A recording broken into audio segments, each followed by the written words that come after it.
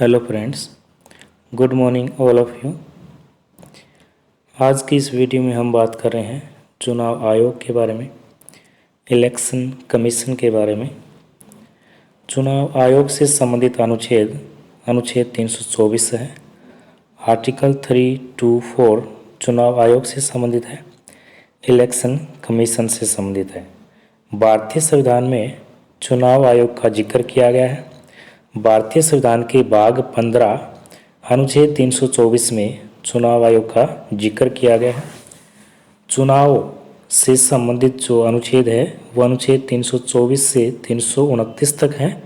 तो इस प्रकार से चुनाव और चुनाव आयोग से संबंधित जो अनुच्छेद हैं वह अनुच्छेद 324 से लेकर 329 तक है। तो भारतीय संविधान के भाग 15 में चुनाव आयोग है। आइए हम पढ़ते हैं चुनाव आयोग के बारे में। अनुच्छेद 324 आर्टिकल 324 जो कि चुनाव आयोग से संबंधित है, इलेक्शन कमीशन से संबंधित है। अनुच्छेद 324 में ये स्पष्ट किया गया है कि एक मुख्य निर्वाचन आयुक्त होगा। अनुच्छेद 324 ये कहता है कि एक मुख्य निर्वाचन आयुक्त होगा, चीफ इलेक्शन कमिश्नर होगा, और इसके अलावा अन्य जो निर्वाचन आयुक्त है इनकी संख्या राष्ट्रपति के द्वारा निर्धारित की जाएगी। अनुच्छेद 324 इस बात को स्पष्ट करता है कि एक मुख्य निर्वाचन आयुक्त होगा, इसके अलावा अन्य निर्वाचन जो आयुक्त है उनकी संख्या राष्ट्रपति के द्वारा निर्धारित की जाएगी। चुनाव जो आयोग है, निर्वाचन जो आयोग है वह 25 जनवरी 1950 में स्थापित किया गया, यानी कि 25 जनवरी 1950 में निर्वाचन आयोग की स्थापना हुई। और भारतीय निर्वाचन आयोग के जो पहले निर्वाचन आयुक्त थे उनका नाम सुकुमार सेन था।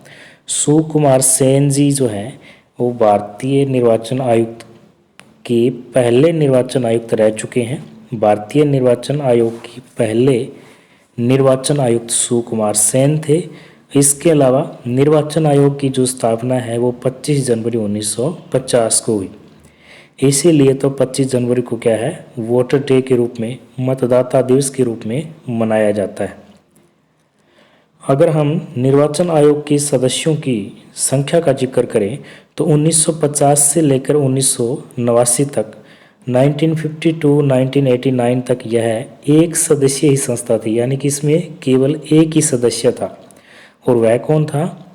मुख्य निर्वाचन आयुक्त था। और पहला मुख्य निर्वाचन आयुक्त सुकुमार सेन था। तो 1950 से लेकर 1989 तक यह जो निर्वाचन आयुक्त है वो एक सदस्यीय संस्था था, इसमें एक ही सदस्य था। अगर निर्वाचन आयोग में एक ही सदस्य था तो वो चुनाव किस प्रकार से करेगा, इसके बारे में हम आगे में पढ़ेंगे कि किस प्रकार से निर्वाचन आयोग जो है वो चुनाव करवाता है और चुनाव में उनकी सहायता किसके द्वारा की जाती है। तो हम बता देते हैं कि चुनाव में जो है वो निर्वाचन आयोग की सहायता राष्ट्रपति के द्वारा और राज्यपाल के द्वारा जो सदस्य है वो दिए जाते हैं, कर्मचारी उनके द्वारा दिए जाते हैं। इसी के बलबूते जो चुनाव आयोग है वो चुनाव करवाता है। तो इसीलिए 1950 से 1989 तक जो चुनाव आयोग है वो एक सदस्यीय संस्था थी। पहली बार बहुसदस्यीय संस्था बनाने की जो सिफारिश है वो तारकुंडे समिति ने की है, यानी कि तारकुंडे समिति जो चुनाव आयोग से संबंधित है, उन्होंने पहली बार कहा कि चुनाव आयोग जो है वो बहुसदस्यीय संस्था होनी चाहिए। बहुसदस्यीय संस्था से हमारा अभिप्राय है कि इसमें एक से ज़्यादा सदस्य होने चाहिए, क्योंकि वर्तमान में चुनाव आयोग में कितने सदस्य हैं? एक ही सदस्य है, एक सदस्यीय संस्था है।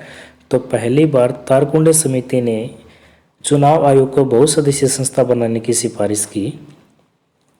इसके बाद 1989 में चुनाव आयोग को पहली बार बहुसदस्यीय बनाया गया।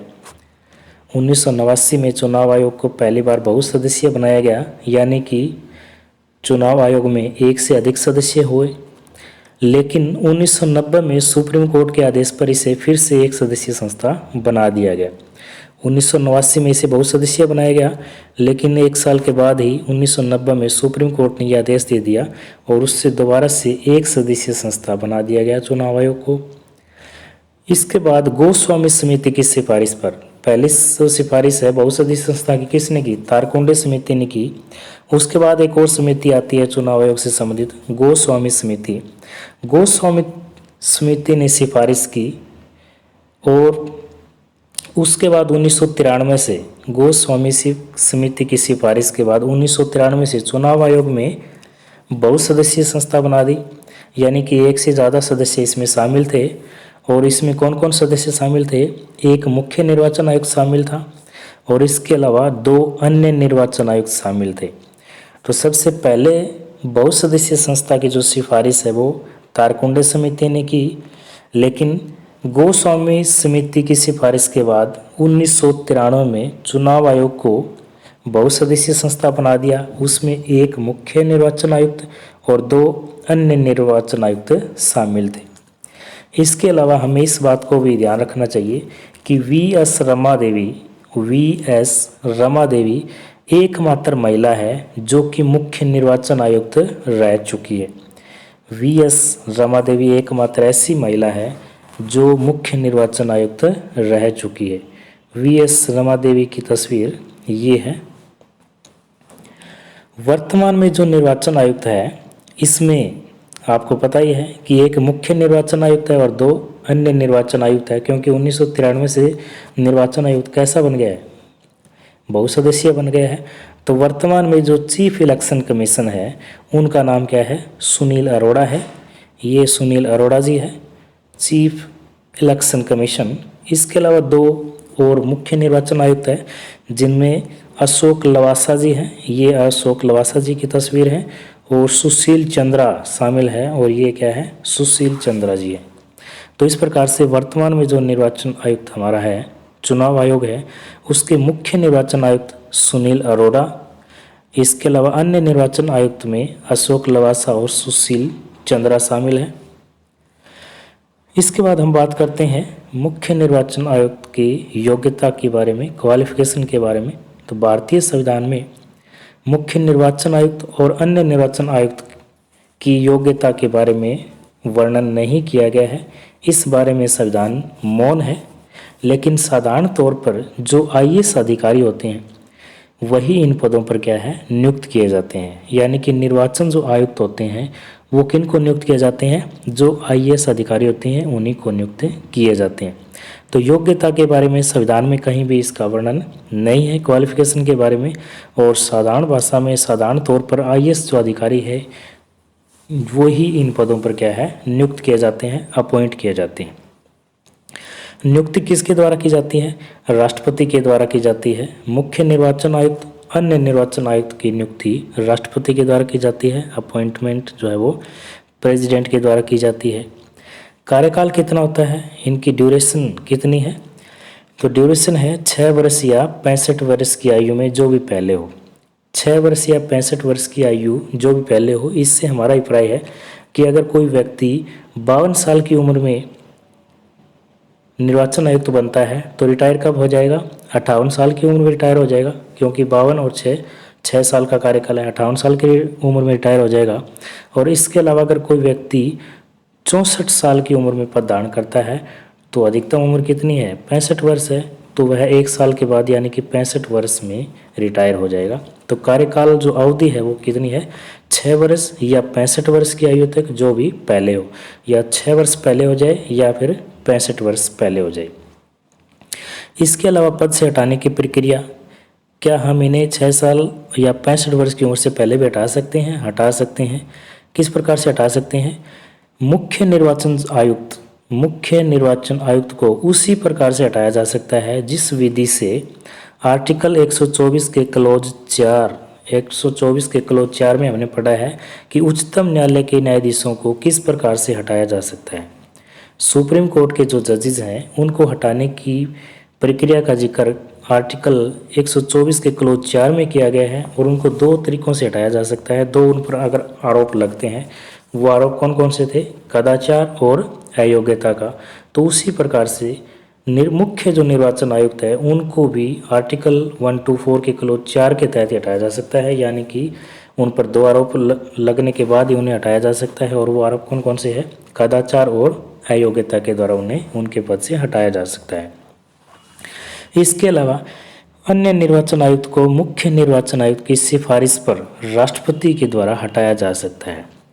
मुख्य निर्वाचन आयुक्त को आर्टिकल 124 के क्लोज 4 के तहत हटाया जा सकता है, जिसमें 2 आरोप हैं, कदाचार और अयोग्यता। और अन्य जो निर्वाचन आयुक्त हैं उनको मुख्य निर्वाचन आयुक्त की सिफारिश पर राष्ट्रपति के द्वारा हटाया जा सकता है। लेकिन हमें इस बात को यहाँ ध्यान रख लेना चाहिए कि निर्वाचन आयुक्त राष्ट्रपति के प्रसाद पर्यंत पद धारण नहीं करते। निर्वाचन जो आयुक्त हैं वो राष्ट्रपति के प्रसाद पर्यंत पद धारण नहीं करते। इससे हमारा अभिप्राय है, प्रसाद पर्यंत पद से हमारा अभिप्राय है कि राष्ट्रपति जब चाहे उस व्यक्ति को हटा दें। और हमें यहाँ ये ध्यान रखना है कि निर्वाचन आयुक्त जो है वो राष्ट्रपति के प्रसाद पर्यंत पद धारण नहीं करते, यानी कि राष्ट्रपति जब चाहे निर्वाचन आयुक्त को उनके पद से नहीं हटा सकते। इसके अलावा आर्टिकल 324 में इस बात का भी प्रावधान किया गया है कि राष्ट्रपति और राज्यपाल, राष्ट्रपति सेंटर में है और स्टेट में कौन है, राज्यपाल है। तो राष्ट्रपति और राज्यपाल का ये दायित्व है, ये कर्तव्य है, ये ड्यूटी बनती है कि चुनाव आयोग को चुनाव करवाने हेतु प्रशासनिक तंत्र उपलब्ध करवाए। अभी हम पढ़ रहे थे कि जब एक सदस्यीय चुनाव आयोग है तो एक सदस्य चुनाव किस प्रकार कराएगा, तो इस बात का जिक्र भी आर्टिकल 324 में किया गया है। आर्टिकल 324 में ये प्रावधान किया गया है कि राष्ट्रपति और राज्यपाल का ये दायित्व है, ये कर्तव्य है, ये ड्यूटी है कि वो चुनाव आयोग को चुनाव करवाने के लिए प्रशासनिक तंत्र उपलब्ध करवाए। तो इस प्रकार से चुनाव आयोग क्या है, चुनाव करवाता है। इसके अलावा मुख्य निर्वाचन आयुक्त और अन्य निर्वाचन आयुक्त का जो स्थान है वो बराबर होता है, इक्वल होता है।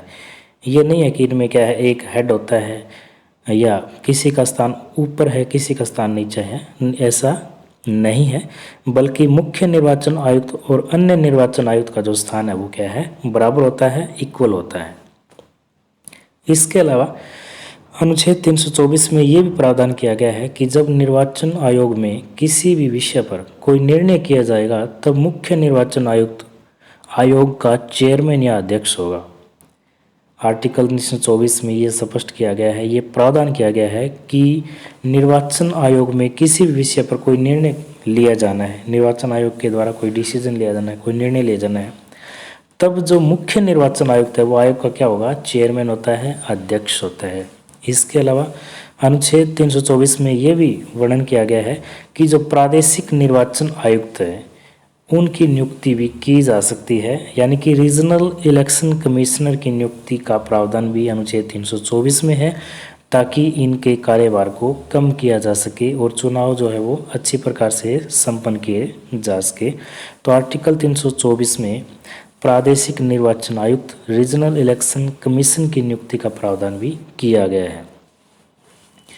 इसके बाद हम बात करते हैं निर्वाचन आयोग के कार्यों के बारे में कि निर्वाचन आयोग के कार्य कौन कौन से हैं। निर्वाचन आयोग का पहला कार्य है चुनाव करवाना, इलेक्शन करवाना। नाम से स्पष्ट है कि चुनाव आयोग का कार्य क्या है, चुनाव आयोग क्या कार्य करता है। चुनाव आयोग चुनाव कराता है, इलेक्शन कराता है। अब चुनाव आयोग कौन कौन से इलेक्शन करवाता है, तो इसमें चुनाव आयोग जो है वो राष्ट्रपति के चुनाव करवाता है, चाहे वो राष्ट्रपति का चुनाव हो, उपराष्ट्रपति का चुनाव हो, राज्यसभा का चुनाव है, लोकसभा का चुनाव, विधानसभा का चुनाव, विधान परिषद का चुनाव, ये सभी प्रकार के चुनाव कौन कराता है, चुनाव आयोग करवाता है। तो चुनाव आयोग का पहला और मुख्य कार्य है कि चुनाव आयोग राष्ट्रपति का चुनाव करवाता है, उपराष्ट्रपति का चुनाव करवाता है, राज्यसभा का चुनाव करवाता है, लोकसभा का चुनाव करवाता है, विधानसभा का चुनाव करवाता है, विधान परिषद का चुनाव करवाता है। बाकी के चुनाव कौन करवाता है, राज्य निर्वाचन आयोग करवाता है। निर्वाचन आयोग केवल राष्ट्रपति, उपराष्ट्रपति, राज्यसभा, लोकसभा, विधानसभा और विधान परिषद के चुनाव करवाता है। बाकी के चुनाव राज्य चुनाव आयोग करवाता है।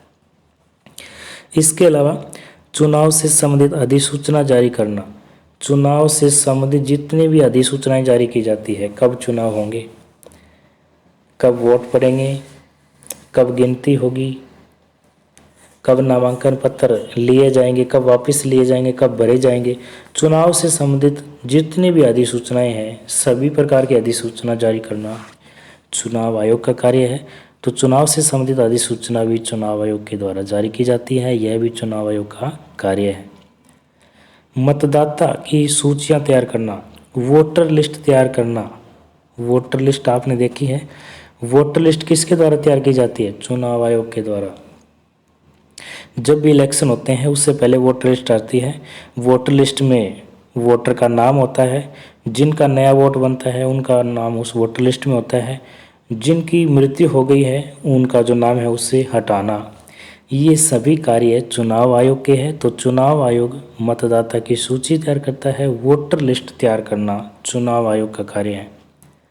आचार संहिता लागू करवाना, चुनाव होने से पहले जो आचार संहिता लागू की जाती है यह कार्य भी चुनाव आयोग का है। चुनाव आयोग आचार संहिता लागू करवाता है। इसके अलावा हमें इस बात का भी ध्यान रखना चाहिए कि चुनाव संबंधित विवादों की, चुनाव से संबंधित जितने भी विवाद हैं उनकी प्रारंभिक जो सुनवाई है उनकी सुनवाई करना चुनाव आयोग का कार्य है। चुनाव से संबंधित जो विवाद हैं उनकी प्रारंभिक सुनवाई, पहली जो सुनवाई है वह चुनाव आयोग करवाता है। उसके बाद ही आप सुप्रीम कोर्ट, हाई कोर्ट में जा सकते हैं।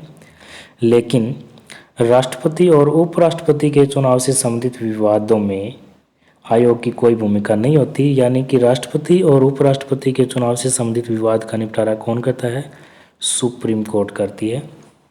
तो हमें इस बात का भी ध्यान रखना चाहिए कि चुनाव संबंधित विवादों की प्रारंभिक सुनवाई चुनाव आयोग के द्वारा की जाती है। उसके बाद ही हम हाई कोर्ट, सुप्रीम कोर्ट में जा सकते हैं और राष्ट्रपति और उपराष्ट्रपति से चुनाव संबंधी विवादों का जो निपटारा है वो सुप्रीम कोर्ट के द्वारा किया जाता है। उसमें चुनाव आयोग की कोई भूमिका नहीं होती। चुनाव आयोग का दूसरा कार्य है परिसीमन करना, डिलिमिटेशन करना। परिसीमन करना से हमारा अभिप्राय है कि जनसंख्या के आधार पर सीटों का आवंटन करना, जनसंख्या के आधार पर सीटों का आवंटन। इसके अलावा निर्वाचन क्षेत्रों का निर्धारण करना, यह कार्य भी किसका है? चुनाव आयोग का कार्य है। तो चुनाव आयोग परिसीमन करवाता है। परिसीमन से संबंधित कार्य भी चुनाव आयोग के द्वारा किए जाते हैं, जिसमें जनसंख्या के आधार पर सीटों का आवंटन करना, इसके अलावा निर्वाचन क्षेत्रों का निर्धारण करना, यह कार्य भी चुनाव आयोग का है। इसके अलावा प्रत्येक 10 वर्षों में परिसीमन किया जा सकता है। अनुच्छेद 82 क्या कहता है? आर्टिकल 82 कहता है कि प्रत्येक 10 वर्षों में, प्रत्येक 10 साल में परिसीमन किया जा सकता है। किया जा सकता है, जरूरी नहीं है। प्रत्येक 10 वर्षों में परिसीमन किया जा सकता है आर्टिकल 82 के अकॉर्डिंग। इसके अलावा अनुच्छेद 327 ये कहता है कि परिसीमन के संदर्भ में संसद कानून बनाती है। अनुच्छेद 327 कहता है कि परिसीमन के संदर्भ में, डिलिमिटेशन के संदर्भ में कानून कौन बनाता है? संसद बनाती है। अनुच्छेद 327 में इस बात को स्पष्ट किया गया है। अब तक 4 बार परिसीमन आयोग का गठन किया गया है। अब तक कितनी बार परिसीमन आयोग का गठन किया गया है? 4 बार किया गया है। ऊपर 82 क्या कहता है? प्रत्येक 10 वर्षों में परिसीमन किया जा सकता है, जरूर नहीं है। तो इस प्रकार से अब तक 4 बार परिसीमन आयोग का गठन किया गया है। इसके अलावा हमें इस बात को भी ध्यान रखना चाहिए कि सुप्रीम कोर्ट के जज या मुख्य निर्वाचन आयुक्त इसके अध्यक्ष बन सकते हैं। परिसीमन आयोग के अध्यक्ष कौन बनेंगे? सुप्रीम कोर्ट के जज बन सकते हैं। इसके अलावा मुख्य निर्वाचन आयुक्त भी इसके अध्यक्ष बन सकते हैं। और जब सुप्रीम कोर्ट इसके अध्यक्ष होते हैं तब मुख्य निर्वाचन आयुक्त इसके पदेन सदस्य होते हैं। परिसीमन आयोग के जब सुप्रीम कोर्ट इसके अध्यक्ष होते हैं परिसीमन आयोग के, तब उस समय मुख्य निर्वाचन आयुक्त क्या होते हैं? पदेन सदस्य होते हैं। पदेन सदस्य से हमारा अभिप्राय है कि जिनको पददान होने पर कोई नया पद मिलता है, पददान होने पर कोई नया पद मिलता है तो उसे हम बोलते हैं पदेन सदस्य। जैसे कि उपराष्ट्रपति राज्यसभा के क्या होते हैं? पदेन सभापति होते हैं। पदेन सभापति क्यों होते हैं? क्योंकि वो उपराष्ट्रपति हैं। उपराष्ट्रपति होने के कारण ही उन्हें राज्यसभा का सभापति बनाया गया है, इसीलिए हम उन्हें पदेन सभापति कहते हैं। तो उसी प्रकार से जब सुप्रीम कोर्ट परिसीमन आयोग के अध्यक्ष होते हैं तो मुख्य निर्वाचन आयुक्त इसके क्या होते हैं? पदेन सदस्य होते हैं। इसके अलावा निर्वाचन आयोग का ये भी कार्य है कि वो राजनीतिक दलों को मान्यता प्रदान करते हैं। जितनी पॉलिटिकल पार्टी हैं उनको रिकॉग्नाइज करना, उनको मान्यता देना, यह कार्य किसका है? चुनाव आयोग का है। तो ये भी चुनाव आयोग का कार्य है कि राजनीतिक दलों को वो मान्यता देते हैं। इसके अलावा अभी हमने पढ़ा कि आर्टिकल 324 से लेके 329 तक, आर्टिकल 324 से 329 तक चुनाव आयोग और चुनाव से संबंधित गतिविधियों का जिक्र है। तो अब हम पढ़ते हैं चुनाव से संबंधित कुछ जो आर्टिकल है, अनुच्छेद हैं वो। तो सबसे पहले हम बात करते हैं अनुच्छेद 325 की। अनुच्छेद 325 क्या कहता है कि कोई भी राज्य की सरकार हो या केंद्र की सरकार हो, राज्य की सरकार हो चाहे वो केंद्र की सरकार हो, भारत के किसी भी निर्वाचन क्षेत्र में किसी व्यक्ति को धर्म, मूल वंश, जाति या लिंग के आधार पर मतदाता सूची में शामिल करने से मना नहीं कर सकती।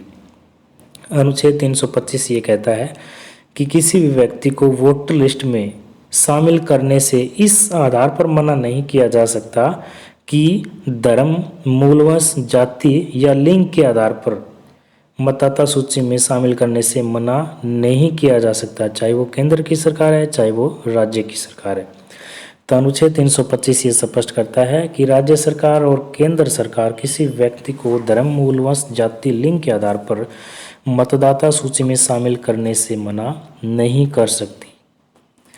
अनुच्छेद 326 क्या कहता है? अनुच्छेद 326 ये कहता है कि लोकसभा अथवा विधानसभा के जो चुनाव है वो वयस्क मताधिकार के आधार पर ही संपन्न होंगे। अनुच्छेद 326 इस बात को स्पष्ट करता है कि लोकसभा अथवा विधानसभा के जो चुनाव है वो चुनाव किस पर आधार पर होंगे? वयस्क मताधिकार के आधार पर ही संपन्न होंगे। इसके अलावा अनुच्छेद 326 में ये बात भी है कि राष्ट्रीय मतदाता दिवस 25 जनवरी को मनाया जाएगा, क्योंकि 25 जनवरी 1950 को निर्वाचन आयोग की स्थापना हुई थी, इसीलिए राष्ट्रीय मतदाता दिवस 25 जनवरी को क्या है? मनाया जाता है। इसके अलावा हमें ये बात भी ध्यान रखनी चाहिए कि वोट देने का जो अधिकार है वो कानूनी अधिकार है, मूल अधिकार नहीं है। हमारा जो वोट देने का अधिकार है वो कौन सा अधिकार है? कानूनी अधिकार है, लीगल राइट्स है, मूल अधिकार नहीं है, फंडामेंटल राइट्स नहीं है। अनुच्छेद 327 क्या कहता है कि भारत की संसद को यह शक्ति दी गई है कि संसद निर्वाचन प्रक्रिया के नियंत्रण के लिए मतदाता सूची तैयार करने के संबंध में नियम आदि बना सकती है। अनुच्छेद 327 ये कहता है कि संसद को यह अधिकार है कि संसद निर्वाचन प्रक्रिया के नियंत्रण के लिए मतदाता सूची तैयार करने से संबंधित नियम किसके द्वारा बनाए जा सकते हैं? संसद के द्वारा बनाए जा सकते हैं, आर्टिकल 327 के अनुसार। इसके अलावा अनुच्छेद 327 ये भी कहता है कि परिसीमन के संदर्भ में संसद कानून बना सकती है। डिलिमिटेशन से संबंधित संदर्भ में जो नियम है वो भी कौन बना सकता है? संसद बना सकती है। परिसीमन के संदर्भ में संसद कानून बना सकती है। इसके अलावा संसद निर्वाचन प्रक्रिया के नियंत्रण के लिए मतदाता सूची तैयार करने से संबंधित नियम भी संसद के द्वारा, पार्लियामेंट के द्वारा बनाए जा सकते हैं, अनुच्छेद 327 के अकॉर्डिंग। अनुच्छेद 328 क्या कहता है? अनुच्छेद 328 ये स्पष्ट करता है कि राज्य विधानमंडल का संबंधित राज्य के अंदर चुनाव के संबंध में प्रावधान करने की शक्ति है। राज्य विधानमंडल को संबंधित राज्य के चुनाव से संबंधित प्रावधान करने की किसकी शक्ति किसके पास है? राज्य विधानमंडल के पास है। किसी राज्य में चुनाव से संबंधित जो शक्ति है वो किसके पास है? राज्य विधानमंडल के पास है। तो आर्टिकल 328 इस बात को स्पष्ट करता है कि राज्य विधानमंडल का संबंधित राज्य के अंदर चुनाव के संबंध में प्रावधान बनाने की शक्ति राज्य विधानमंडल के पास है, आर्टिकल 328 के अनुसार। इसके बाद है आर्टिकल 329। आर्टिकल 329 ये स्पष्ट करता है कि चुनाव संबंधित विषयों में न्यायालय के हस्तक्षेप पर रोक लगाता है। अनुच्छेद 329 से स्पष्ट करता है कि चुनाव संबंधित विषयों में न्यायालय के हस्तक्षेप पर रोक है। इस प्रकार से हमारा जो चुनाव आयोग है, इलेक्शन कमीशन है, ये टॉपिक हमारा समाप्त होता है। निम्न में से कौन एक संवैधानिक निकाय नहीं है? निम्न में से कौन एक संवैधानिक निकाय नहीं है? निर्वाचन आयोग संवैधानिक निकाय है, वित्त आयोग संवैधानिक निकाय है, अनुसूचित जातियों के लिए राष्ट्रीय आयोग ये भी संवैधानिक निकाय है। तो उपयुक्त सभी, इसका सही आंसर है डी। निर्वाचन आयोग के बारे में कौन सा कथन सही नहीं है? निर्वाचन आयोग के बारे में कौन सा कथन सही नहीं है? यह एक स्थायी और स्वतंत्र निकाय है, ये सही है। इसे राष्ट्रपति, उपराष्ट्रपति और नगर निगमों के चुनाव करवाने पड़ते हैं, ये गलत है। निर्वाचन आयोग नगर निगमों के चुनाव नहीं करवाता, बल्कि नगर निगमों के चुनाव जो है वो राज्य निर्वाचन आयोग के द्वारा करवाए जाते हैं। इसके अलावा संविधान के अनुच्छेद 324 में चुनाव आयोग से संबंधित उपबंध है, ये भी सही है। यह अखिल भारतीय संस्था है, ये भी सही है। निर्वाचन आयोग में कुल कितने मुख्य पदाधिकारी हैं? निर्वाचन आयोग में कुल कितने मुख्य पदाधिकारी हैं? इसमें 3 मुख्य पदाधिकारी हैं, एक मुख्य निर्वाचन आयुक्त और 2 अन्य निर्वाचन आयुक्त हैं। तो इस प्रकार से मुख्य निर्वाचन आयुक्त में कुल कितने पदाधिकारी हैं? इसका सही आंसर है ए। मुख्य चुनाव आयुक्त की नियुक्ति कौन करता है? मुख्य चुनाव आयुक्त की नियुक्ति राष्ट्रपति के द्वारा की जाती है, इसका सही आंसर है बी। निम्न कथनों में से कौन सा सही है? निम्न कथनों में से कौन सा सही है? मुख्य चुनाव आयुक्त व 2 अन्य चुनाव आयुक्तों के पास शक्तियां भिन्न होती है, ये सही नहीं है, गलत है। चुनाव आयुक्त के वेतन एवं भत्ते उच्च न्यायालय के जज के समान होते हैं, ये भी गलत है। राज्यपाल निर्वाचन आयोग की सलाह पर प्रादेशिक निर्वाचन आयोगों की नियुक्ति करता है, ये भी गलत है। निर्वाचन आयुक्तों का कार्यकाल 6 साल या 65 वर्ष की आयु तक होता है, ये सही है। तो इसका आंसर है डी। निम्न में से कौन सा कथन सही है? डी सही है। निम्न में से कौन सा कार्य निर्वाचन आयोग का नहीं है? निर्वाचन आयोग का कौन सा कार्य नहीं है? लोकसभा, विधानसभा, राष्ट्रपति और उपराष्ट्रपति का चुनाव कराता है, ये निर्वाचन आयोग का कार्य है। राजनीतिक दलों को मान्यता प्रदान करना, ये भी चुनाव आयोग का कार्य है। किसी संसद सदस्य की मान्यता अपने विचार से रद्द करना, ये कार्य चुनाव आयोग का नहीं है। तो हमारा आंसर हो जाएगा सी। मुख्य निर्वाचन आयुक्त को हटाने के लिए किस प्रकार की प्रक्रिया का पालन किया जाना चाहिए? मुख्य निर्वाचन आयुक्त को हटाने के लिए किस प्रकार की प्रक्रिया का पालन किया जाना चाहिए? जैसी उच्च न्यायालय के मुख्य न्यायाधीश को हटाने के लिए की जाती है, ये सही नहीं है। जैसी सर्वोच्च न्यायालय के मुख्य न्यायाधीश को हटाने के लिए की जाती है, ये सही है। तो इसका आंसर सही है बी, क्योंकि मुख्य निर्वाचन आयुक्त को आर्टिकल 124 के क्लोज 4 के तहत ही हटाया जा सकता है, जिसमें सर्वोच्च न्यायालय के मुख्य न्यायाधीश को हटाने का तरीका बताया गया है। यानी कि मुख्य निर्वाचन आयुक्त को 2 आरोप लगाकर हटाया जा सकता है, कदाचार का और अयोग्यता का आरोप। तो इसका सही आंसर है बी। प्रादेशिक निर्वाचन आयुक्त को किसकी सिफारिश के आधार पर हटाया जा सकता है? प्रादेशिक निर्वाचन आयुक्त को किसकी सिफारिश पर हटाया जा सकता है? तो इसका सही आंसर है बी। मुख्य चुनाव आयुक्त की सिफारिश पर प्रादेशिक निर्वाचन आयुक्त को हटाया जा सकता है। निम्न में से किसका चुनाव मुख्य चुनाव आयुक्त की देखरेख में नहीं होता? विधानसभा का चुनाव मुख्य चुनाव आयुक्त की देखरेख में होता है। उपराष्ट्रपति का चुनाव भी चुनाव आयोग करवाता है। राष्ट्रपति का चुनाव भी चुनाव आयोग करवाता है। ग्राम पंचायत का चुनाव आयोग नहीं, बल्कि राज्य का जो चुनाव आयोग है वह ग्राम पंचायत का चुनाव करवाता है। तो इसका सही आंसर है सी। निर्वाचन आयोग का सदस्य चुने जाने के लिए कौन सी अर्हता यानी कि योग्यता संविधान में दी गई है? निर्वाचन आयोग का सदस्य चुने जाने के लिए कौन सी अर्हता संविधान में दी गई है? भारतीय प्रशासनिक सेवा में होना चाहिए, ये सही नहीं है, गलत है। कम से कम 5 साल एक उच्च न्यायालय में वकालत करने का अनुभव होना चाहिए, ये भी गलत है। 35 वर्ष की आयु का पूरा होना, ये भी गलत है। उपयुक्त में से कोई नहीं, ये सही है कि संविधान में निर्वाचन आयोग के सदस्य के लिए अर्हता जो योग्यता है वो संविधान में नहीं दी गई है, संविधान इस बारे में मौन है, तो इसका सही आंसर है डी। इसी के साथ ही हमारे ये प्रश्न जो है निर्वाचन आयोग से संबंधित प्रश्न थे वो समाप्त होते हैं। निर्वाचन आयोग से संबंधित अभी हमने प्रश्न पढ़े।